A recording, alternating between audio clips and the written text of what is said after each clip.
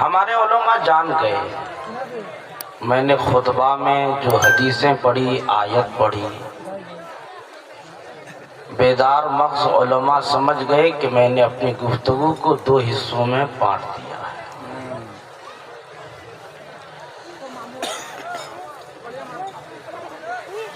یہ جو شعر و شاعری کا دور چل رہا ہے، میں تھوڑی دیر پہلے اس کے حوالے سے گفتگو کروں گا تاکہ بن موسم کے بارش نہ ہو، بلکہ سمجھ میں آئے کہ موسم کے لحاظ سے بارش ہو رہی ہے۔ جی سبحان اللہ۔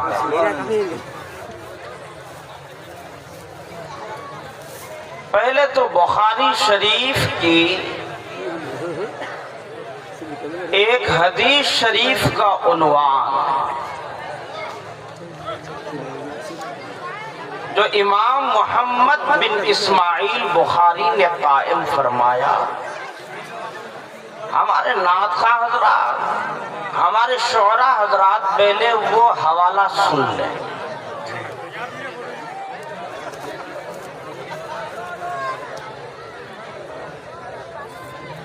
بخاری شریف کے اندر موجود ہے، پہلے یوں سمجھ لیجئے کہ بخاری معمولی کتاب کا نام نہیں ہے، بے شک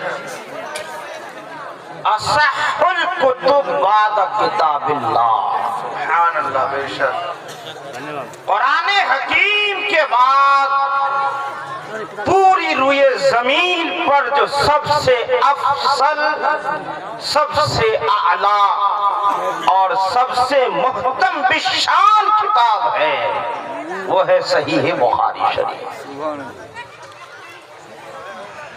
شرق سے لے کر غرب تک، شمال سے لے کر کے جنوب تک، پوری دنیا میں چاہے وہ جس فرقے کا ماننے والا ہو، سوائے ایک فرقہ فرقے چکڑا لویہ کے، ہر ایک کے مدرسے میں یہ کتاب پڑھائی جاتی ہے۔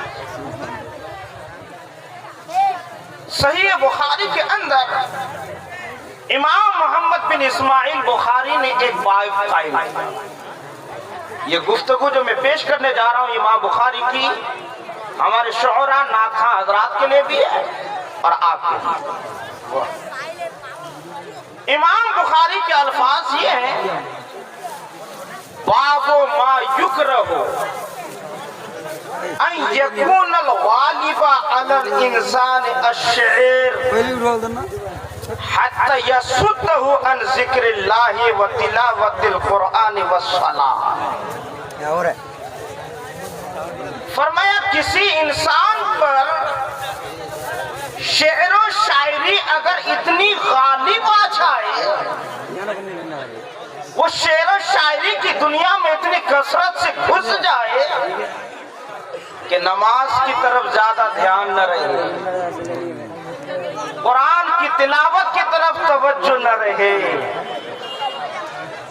اوراد وظائف کی طرف توجہ نہ رہے، فرمایا ایسی شعر و شاعری ناجائز ہے، ناجائز ہے، ناجائز۔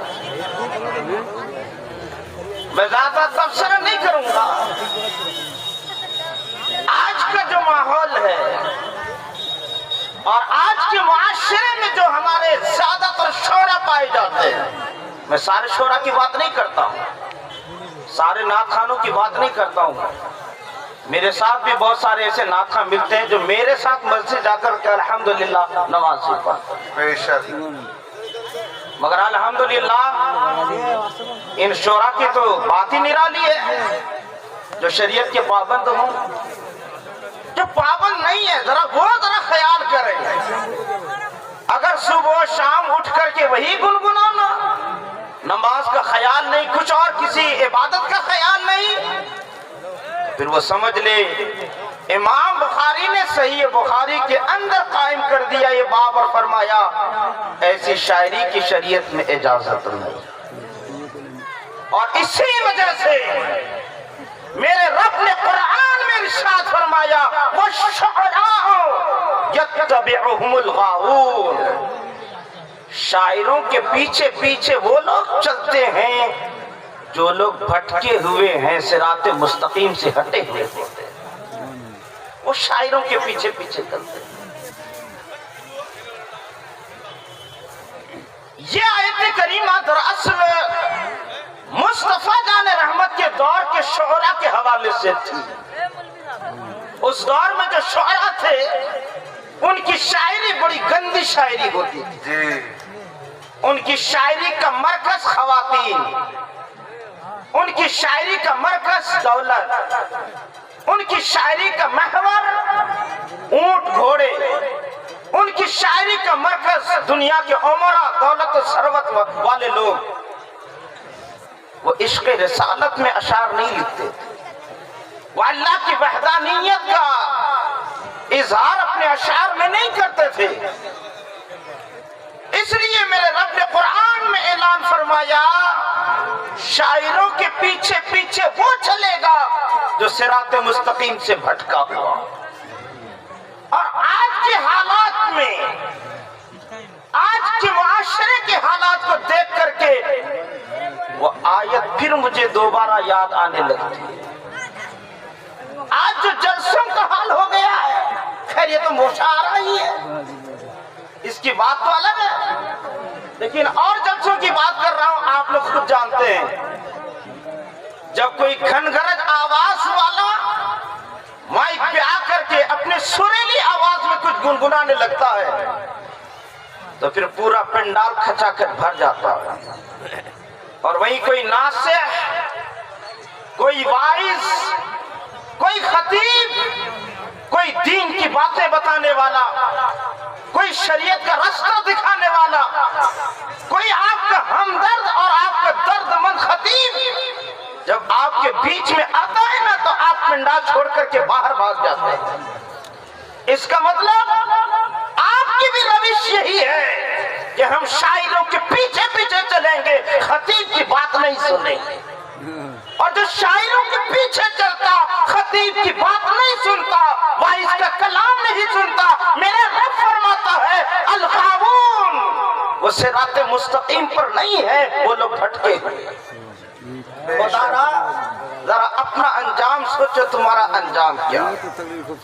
اب ذرا ایک بات سنیے، مشاعرہ ہو رہا ہے، یہ مشاعرہ پہلے سن لیجئے۔ شعر کہتے کسے؟ ہمارے علماء نے، تھوڑی دیر خالی صبر کیجئے گا، اس کے بعد پھر اچھی بات آئے، آپ کو لگے گا کہ یہ ٹف بات ہے۔ الکلام الموزون المقفع قصدا، فرمایا وہ کلام، وہ جملے، وہ سینٹنس جس میں وزن بھی ہو اور جس میں قافیہ بھی ہو، اور وزن اور قافیے کا کام ایسی غلطی سے نہیں آ گیا ہو بلکہ ارادے سے کیا گیا ہو، تو ایسے کلام کو شعر کہتے ہیں۔ اب اس کلام میں اگر اللہ کی وحدانیت بیان کی گئی، اللہ کے کمالات بیان کیے گئے، اللہ رب العزت کی قدرت بیان کی گئی، اللہ سے متعلق عقائد بیان کیے گئے، تو اس کلام کو، اس شعر کو اب صرف شعر نہیں کہیں گے، اسے حمد کہیں گے۔ سبحان اللہ۔ اور اگر انہیں اشعار کے ذریعے سے مصطفیٰ جان رحمت کے فضائل بیان کیے گئے، حضور کے کمالات بیان کیے گئے، معجزات نبویہ کا بیان ہوا، اوصاف مصطفیٰ کا بیان ہوا، رسول اللہ کی خوبیاں بیان کی گئی، علم غیب کی چیزیں بیان کی گئی، عقائد اہل سنت جو نبوت سے متعلق ہے وہ بیان کیے گئے، تو اب انہیں اشعار کو نعت مصطفیٰ کہیں۔ سبحان اللہ، بے شک۔ اور اگر اشعار کے ذریعے سے کسی ولی، کسی پیر، کسی بزرگ، کسی عالم دین، کسی فقیہ، کسی محدث، کسی اسلامی بادشاہ یا کسی خلیفہ کی شان بیان کی جائے تو پھر ایسے اشعار کو منقبت کے اشعار کہتے ہیں۔ سبحان اللہ، بے شک۔ اور اگر مردے کی خوبیاں بیان کی گئی، رونے کا انداز اپنایا گیا وغیرہ وغیرہ، ایسے اشعار کو مرثیہ کے اشعار کہتے ہیں۔ خیر بہت ساری چیزیں ہیں اس میں، صرف ایک حدیث پیش کر رہا ہوں۔ سن لیجئے شاعری کی کتنی قسمیں ہیں۔ مصطفیٰ نے ایک حدیث میں کلیئر کر دیا شاعری کی دو قسم، جائز شاعری، ناجائز شاعری۔ بے شک طحاوی شریف شرح معانی الآثار کے اندر امام طحاوی نے ایک حدیث نقل فرمائی، مصطفیٰ نے فرمایا الشعر ہوا کلام فحسنہ حسن وقبیحہ قبیح۔ فرمایا شعر بھی ایک کلام ہے، ایک گفتگو ہے، اگر وہ اچھی تو شعر اچھا، اگر وہ بری تو شعر برا۔ بے شک تو شعر و شاعری دو طرح کی ہوتی ہے، ایک کو اچھی شاعری کہتے ہیں، ایک کو بری شاعری کہتے ہیں۔ مجھے اس محفل میں کچھ دوسری خاص چیزیں بتانی ہیں۔ ہمیں جب شعراء کو دعوت کرنا ہے اپنے جلسے میں یا پھر اپنے مشاعرے میں، تو ہمیں کن چیزوں کا خیال رکھنا ہے اور شاعروں کو کن کن چیز کا خیال رکھنا ہے، اس کے تعلق سے تھوڑی دیر بات کریں گے۔ نمبر ایک، فاسق شاعر کو کبھی اپنے جلسے میں مدعو نہ کریں۔ جی حق ہے، بات ہماری سمجھ رہے ہیں نا؟ داڑھی منڈا شاعر صفا چٹ کیے بیٹھا ہے اور اشعار پڑھتا ہے عشق مصطفیٰ کا۔ ارے نادان، اگر تیرے دل میں اتنا ہی عشق مصطفیٰ ہے تو پھر سنت مصطفیٰ چہرے پہ سجا کیوں نہیں؟ اس کا مطلب تیرے دل میں عشق مصطفیٰ نہیں، تیرے دل میں عشق روپیہ، عشق دولت موجود ہے۔ بے شک پیسے کی ہوس میں تو نعت پڑھتا ہے، تو رسول اللہ کے عشق میں نعت نہیں پڑھتا۔ نہیں پڑتا ہے۔ آج ہمارے اسٹیجوں پر، بڑے بڑے اسٹیجوں پر ایسے شعراء مدعو کیے جاتے ہیں، جی صفا چٹ کیے ہوئے فاسق معلن شعراء، اور اسٹیج پر قائد اہل سنت تشریف فرما، حق ہے، حق ہے۔ اسٹیج پر غازی اسلام تشریف فرما، بے شک اسٹیج پر مفکر اسلام جلوہ گر، اسٹیج پر بڑے بڑے دگج علماء جلوہ گر وہاں پر تشریف فرما ہوتے اور ان کی موجودگی میں فاسق نعت پڑھتا۔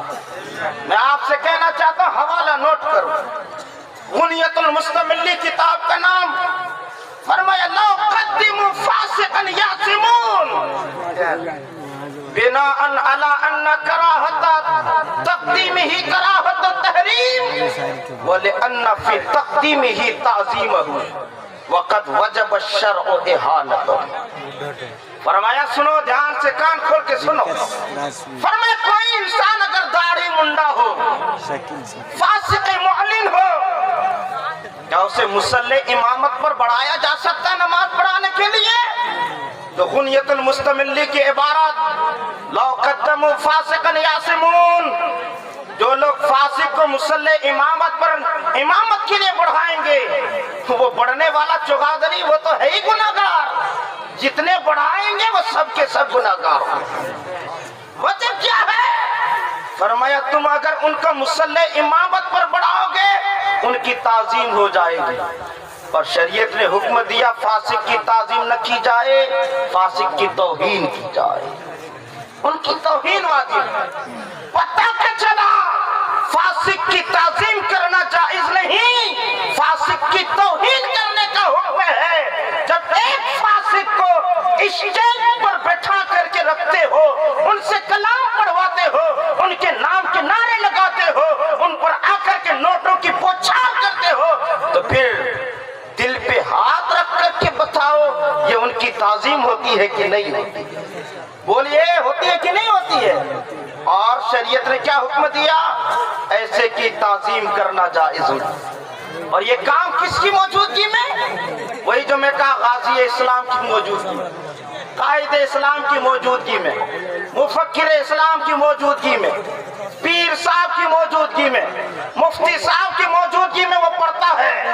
میں اس عالم دین سے کہنا چاہتا ہوں کہ تم نے مسلم کی حدیث نہیں پڑھی؟ میرے نبی نے تو فرمایا تھا من راء منکم منکرا فلیغیرہ بیدہ فإن لم یستطع فبلسانہ فإن لم یستطع فبقلبہ وذلک اضعف الایمان۔ مصطفیٰ نے کہا تھا اگر تم کوئی برائی دیکھو، غلط کام دیکھو، اور اللہ نے تجھے اتنا پاور دیا ہے کہ تم اپنے ہاتھ سے اس برائی کو بدل سکتے ہو، تو مصطفیٰ نے فرمایا اپنے ہاتھ سے اس برائی کو بدل دے، اس برائی کو مٹا دے۔ ہاں اگر ہاتھ سے بدلنے کی طاقت نہیں ہے، لوگ تمہیں دبوچ ڈالیں گے، تو فرمایا اب زبان استعمال کرو، زبان سے اظہار کرو یہ غلط ہو رہا ہے۔ فرمایا اگر زبان سے بھی بولنے کی طاقت نہیں تو کم از کم دل سے برا جانو۔ فرمایا یہ ایمان کا سب سے کمزور اور سب سے نچلا درجہ ہے، جس کے دل میں یہ بھی نہیں تو اپنے ایمان کی خیر کرے، چاہے بڑے بڑی کرسی پر بیٹھ کر کے، چاہے وہ جو بھی صاحب بنتا نظر آئے۔ میں آپ سے کہنا چاہتا ہوں ایک فاسق اگر آپ کی موجودگی میں کھڑے ہو کر کے منبر رسول پر بیٹھ کر کے وہ نعت شریف پڑھتا ہے اور آپ اس کو بیٹھ کر کے داد دیتے ہیں، تو اس کا مطلب آپ کے دل میں بھی اس کے تعلق سے کوئی کمی نہیں رہ گئی ہے، آپ ان کو دل سے بھی سپورٹ کرتے ہیں۔ اور قرآن حدیث نے اعلان کر دیا ایسا شخص کا دل ایمان سے عاری اور خالی ہوتا ہے، ایمان کا جو نچلا درجہ ہے وہ درجہ بھی اس کے سینے میں موجود نہیں۔ اس لیے آپ سے میری گزارش ہے کہ ایسے شعراء کو ہرگز مدعو مت کیجئے جو شاعر داڑھی منڈا ہو، فاسق مولین ہو، اور اگر آپ بلا لیے تو یہ مت سمجھیے گا کہ جلسہ کر لیے، پنڈال لگا دیے تو ہم ثواب کے حقدار ہو گئے۔ نہیں، قرآن حدیث نے ابھی اعلان کیا کہ جو بلائیں گے وہ سب کے سب گناہگار ہیں۔ اور ایک حدیث تو اور سن لیجئے، مصطفیٰ نے فرمایا جب کوئی انسان فاسق کی تعظیم کرتا ہے نا، فاسق کی تعظیم، ان کے لیے کھڑا ہو جاتا ہے، ان کے نام کے نعرے لگاتا ہے، ان پر نوٹ نچھاور کرتا ہے، کسی بھی طرح سے جو فاسق کی تعظیم کرتا ہے، مصطفیٰ فرماتے ہیں جہتز العرش، اس فاسق کی تعظیم کرنے سے عرش رب ذوالجلال کو جلال اٹھتا ہے اور عرش کانپ اٹھتا ہے، اور عرش اپنی زبان حال سے کہتا ہے میرا رب اس فاسق کی توہین کا حکم دیتا تو لوگ اس کی تعظیم کیوں کر رہے ہیں؟ اس لیے میرے رفیق عرش اعظم کو ناراض مت کرو، اور فاسقوں کو بلا کر کے خود جہنم مول لینے کی کوشش نہ کرو، صرف ان سے ایک بات کہو تیرے دل میں اگر عشق رسول اتنا ہی ہے تو پہلے سنت مصطفیہ اپنے چہرے پر سجا لے، پھر تمہیں انشاءاللہ ہم شوق سے مدعو کریں گے، اور اگر ایسا نہیں ہوتا ہے تو ہم تمہیں دعوت پیش نہیں کر سکتے۔ دوسری چیز، ایسے نعت خوانوں کو اور ایسے شاعروں کو اپنے یہاں بلائیں جو ڈیمانڈ نہ کریں، پیسے کی مانگ نہ کریں، منہ کھول کر کے بھیک مانگنے کی کوشش نہ کریں۔ یاد رہے جب تک تقریر، نعت، یہ سب کام بغیر مطالبے کے ایسے کی جاتی ہے تب تک یہ کام کار ثواب ہے، اور جب طے ہو جاتا ہے اتنا دینا پڑے گا، اتنا لینا پڑے گا، تو پھر اب یہ کار دین نہیں، یہ کار دنیا ہے، یہ کار دنیا ہے۔ اور ہمارے فقہ نے اس کو اجارہ کہا، اجارہ، مگر اجارہ کے لیے بھی بہت شرطیں ہیں، کام متعین ہونا چاہیے، کام کیا کرائیں گے، ٹائم فکس ہونا چاہیے، کہاں سے کہاں تک ہوگا، یہ ساری چیزیں متعین نہیں ہوتی، کل ملا کے وہ رقم ٹھیک ٹھاک نہیں ہے جو مانگی جائے۔ میں آپ سے کہنا چاہتا ہوں آپ مدرسے کا جلسہ کرتے ہو، مسجد کا جلسہ کرتے ہو، 25,000 30,000 میں ناخواں کو بلاتے ہو، تو پھر ایسا جلسہ کر کے فائدہ کیا؟ آپ کی مسجد کا پھر کیا بچتا؟ آپ کے مدرسے کا پھر کیا بچتا؟ وہ سب تو آپ اسی کو دے دیتے ہیں۔ ہاں، آپ کو صرف جلال نکالنا آتا ہے تو ہمارے علاقے کے ناخانوں پر جلال نکالنا آتا ہے، ان علماء پر جلال نکالنا آتا ہے۔ ان کو 30 ہزار کا لفافہ بڑی آسانی کے ساتھ تھما دیتے، مگر آپ کے علاقے کا ناخواں ہو تو 2000 دینے میں آپ کو پسینہ چھوٹ جاتا، 2000 دینے میں پسینہ آپ کے چھوٹ جاتے۔ اس کا مطلب آپ کو ان سے محبت نہیں ہے، آپ کو ان سے الفت نہیں ہے، آپ کو ان سے عقیدت نہیں ہے۔ ارے تمہارے باپ کا جنازہ پڑھانے والا یہی عالم دین ہے، تمہاری چالیون کی محفل میں آنے والا یہی عالم دین ہے، تمہاری فاتحہ پڑھنے والے یہی علماء کرام ہیں، مگر اس کا تم خیال نہیں رکھتے، انہیں 500 روپے دے کر کے ٹھڑکا دیتے ہو۔ کیونکہ میں نے تو دیکھا کچھ لوگ ایسے ہیں جو باہر والوں کو 35,000 کا لفافہ میرے سامنے پکڑایا، اور ہمارے علاقے کا ایک بہترین نعت تھا، بیچارے کو 1 پیسہ بھی نہیں دیا، ویسے واپس کر۔ یہ ظلم نہیں تو کیا اور ہے؟ سنو، خدا را اس روش کو بدلو، اس طریقے کو بدلو، اس طریقے کو بدلو۔ میں یہ نہیں کہتا ہوں کہ وہی 25,000 30,000 ہمارے علاقے کے ناخواں کو دیجیے، میں آپ سے کہنا چاہتا ہوں جلسہ سستا کیجیے، سستا جلسہ کیجیے، تاکہ جو آمدنی ہے وہ آمدنی بچے۔ آپ نے مسجد کے لیے جلسہ کیا تو مسجد کی تعمیر ہونی چاہیے کہ نہیں ہونی چاہیے؟ آپ نے مدرسے کے لیے جلسہ کیا تو پھر مدرسے کا کوئی روم تیار ہونا چاہیے کہ نہیں ہونا چاہیے؟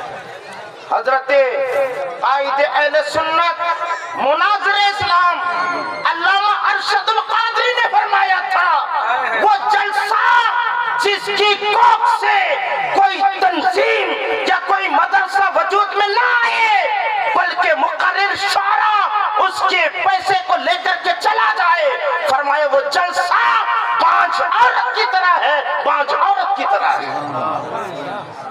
آپ جلسے کرتے ہیں تو آپ کو خیال رکھنا پڑے گا اس جلسے سے کوئی کام ہونا چاہیے۔ میں آپ سے کہنا چاہتا ہوں مجھے کسی سے کوئی ٹینشن نہیں ہے کہ یو پی والوں کو مت بلائیے، وہاں والے کو مت بلائیے، سب کو بلائیے، سب کو بلائیے، سب کو بلائیے۔ وہ اہل سنت و جماعت کے وہ بھی سنی ہیں، ہمارے بھائی ہیں، وہ ہمارے اسٹیجوں پر نہیں آئیں گے تو کن کے یہاں آئیں گے؟ مگر اسی وقت بلائیے جب ان کے سینے میں عشق رسول ہو، اسی وقت بلائیے جب ان کے سینے میں دین کا درد ہو، اسی وقت بلائیے جب ان کے سینے میں مدرسے کا درد ہو۔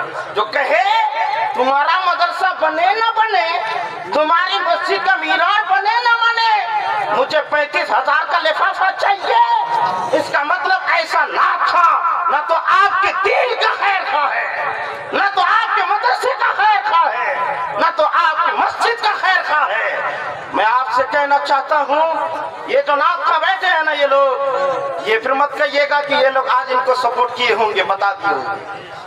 الحمدللہ یہ فقیر ویسے ہی ہے، جیسا ماحول دیکھتا ہے ویسے ہی بولتا ہوں، میں ان کے خلاف بھی بولتا ہوں، میں ان کے خلاف بھی بول دیتا ہوں۔ اور ابھی دیکھیں نا میں کہا نا شروع ہی میں میری گفتگو کا آغاز انہی لوگوں سے ہوا، میں چاپلوسی والی گفتگو کبھی نہیں کرتا ہوں، آئینہ دکھاتا ہوں، آئینہ دکھاتا ہوں، اب قاعدے سے دیکھ لو کہ کیا کہا جا رہا، سن لو کان کھول کر کے۔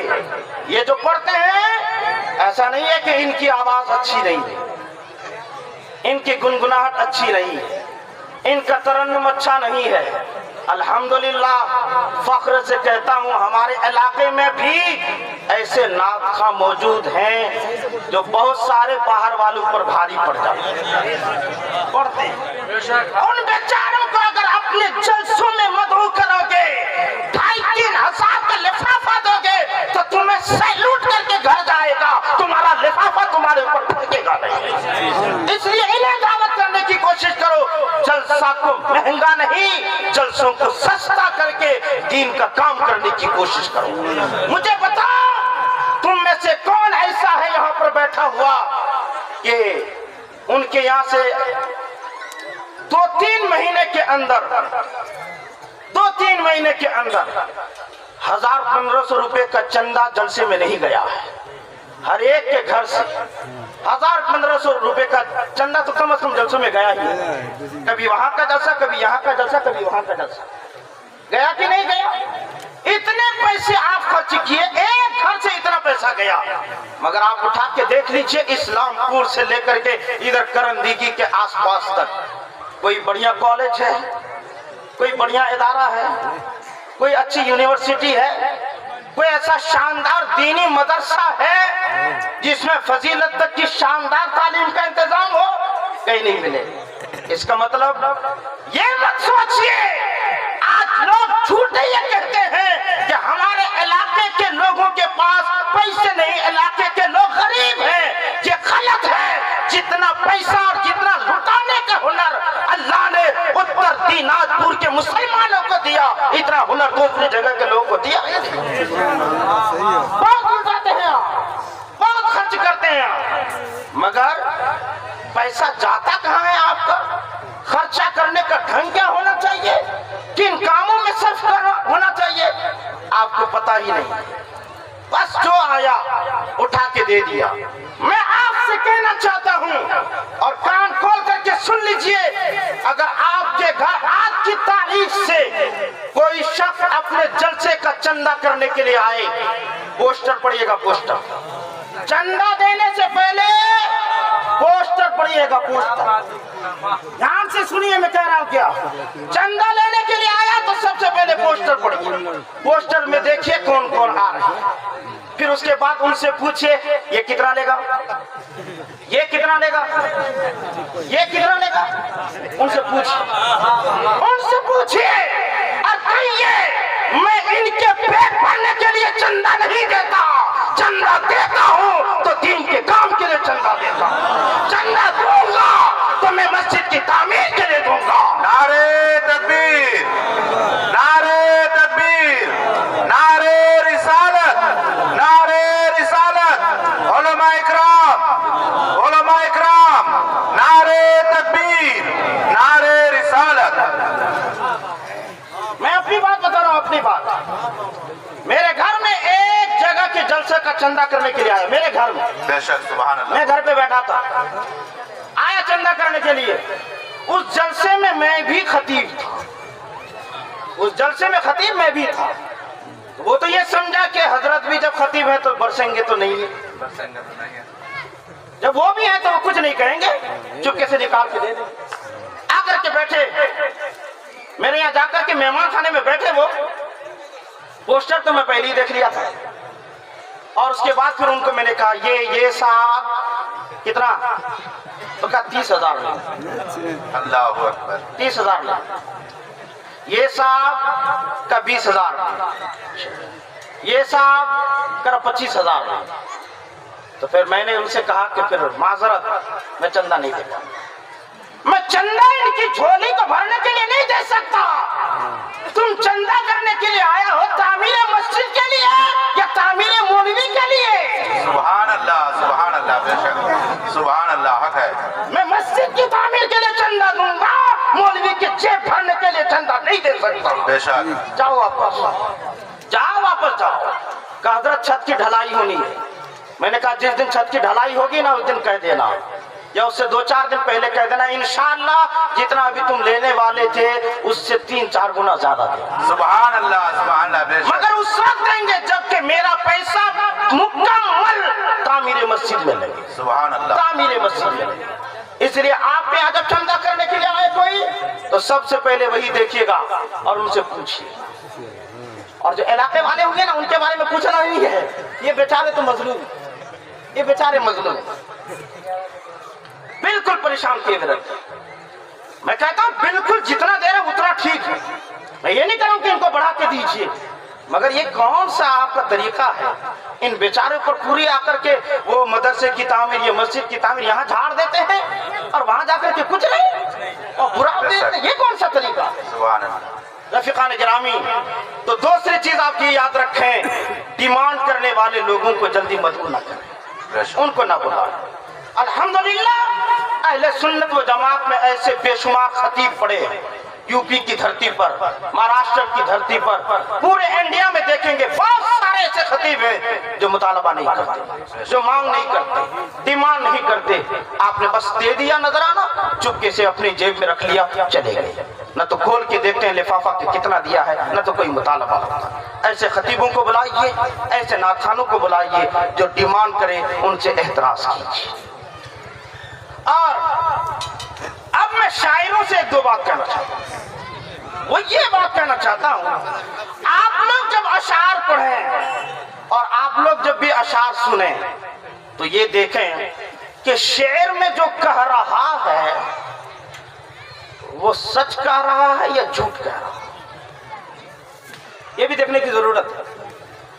मैंने देखा है बहुत सारे स्टेजों पर 2 बजे तक 2:30 बजे तक प्रोग्राम चला और स्टेज पर बैठ करके पान खाते रहे मौलवी साहब, गुटखा खाते रहे मौलवी साहब, सुरती जी ऐंठते रहे, मुंह में डालते रहे मौलवी साहब।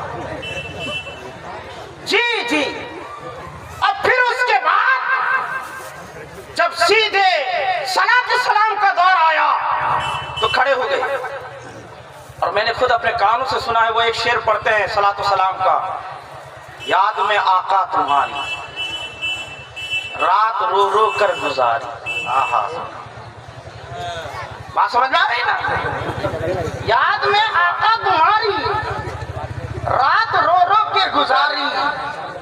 अब जरा खुदा बंदा से लगाइए, ये झूठ है कि नहीं? बेशक झूठ है। बोलिए आप। हंसी नहीं, ये मजलिस से काका नहीं है प्यारे, ये खून के आंसू रोने की जगह। जी बेशक, सुभान अल्लाह। के आंसू रोने की जगह है, बेशक। कहा लगाने की मजलिस नहीं है। जी अदब की जाए, सुभान अल्लाह। ध्यान से सुनो क्या क्या रहा हूं। जो बात शेर में कही जा रही है वो सच या झूठ, पढ़ने वाले को भी समझना है, सुनने वाले को भी समझना है, सुभान अल्लाह। क्या बैठे हैं अब कायदे से मुस्कुरा रहे हैं और मजलिस जब खत्म हो रही है तो कह रहे हैं रात रो रो के गुजारी। सुभान अल्लाह। वो भी ये फराड बारगाह रिसालत में, मुस्तफा की बारगाह में जाके कह रहा हुजूर रात रो रो के गुजारी। मुस्तफा की तो शान ये है कि वो दिल के अंदर जो ख्यालात उभरते हैं, जहन के अंदर वसवसे उभरते हैं, मुस्तफा उसको भी जानता है। बेशक, सुभान अल्लाह। आप रात में रोए ही नहीं, मुस्कुराते रहे, हंसते रहे और इधर आकर के हुजूर की बारगाह में कह रहे रात रो रो के गुजारी। सुभान अल्लाह। मुझे याद आ रहा है फकीह आज़म हिंद शारह बुखारी हजरत अल्लामा मुफ्ती शरीफुल हक अमजदी रहमतुल्लाह ताला अलैह, बहुत पाए के आलिम दीन और नाइब मुफ्ती आज़म हिंद। बेशक, सुभान अल्लाह। हिंदुस्तान की सरजमीन पर आला हजरत के बाद सबसे बड़े मुफ्ती आला हजरत के बेटे मुफ्ती आज़म हिंद, और मुफ्ती आज़म हिंद के बाद सबसे बड़े मुफ्ती का नाम है मुफ्ती शरीफुल हक अमजदी रहमतुल्लाह। 1 लाख फतवा लिखा है इन्होंने।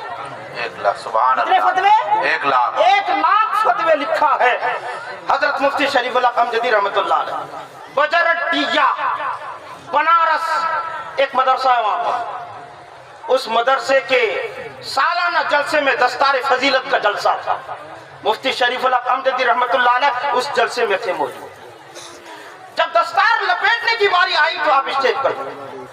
उस जमाने के एक शायर थे, नाम नहीं लूंगा, याद है ना, लेकिन नाम नहीं जी। हमारा मनसब यही है, नाम छुपा रहा है जी, लेकिन पान खाने पे बड़े आते।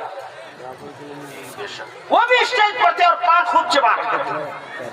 और जब वो दस्तार बंदी के बाद मुफ्ती शरीफुल हक साहब के नासे आना कलिमात हुए और उसके बाद खड़े हुए, अब सलातो सलाम, तो उसने यही शेर पढ़ दिया, रात रो रो के गुजारी। मुफ्ती साहब ने माइक ले लिया, फरमाया ये सरी झूठ है, ये स्टेज पर बैठ करके पान खा रहा है उस वक्त से और कह रहा है कि रात रो रो के गुजारी। सुभान अल्लाह। और ये झूठ माइक से बोल रहा है, मजमे आम में बोल रहा है, मिंबरे रसूल से बोल रहा है। फिर फरमाया सुन, हदीस पाक है, तौबतुल सिर्र बिस्सिर्र व तौबतुल अलानिया बिल अलानिया।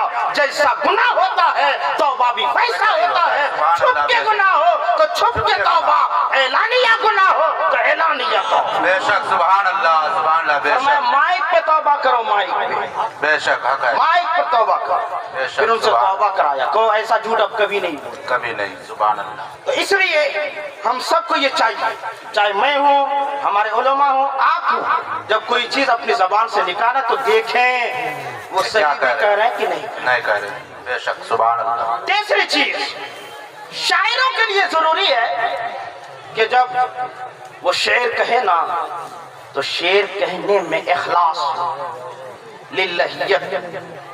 ہمارے شعراء حضرات، ناطقہ حضرات مجھ سے ناراض نہ ہوں، ایک تلخ حقیقت.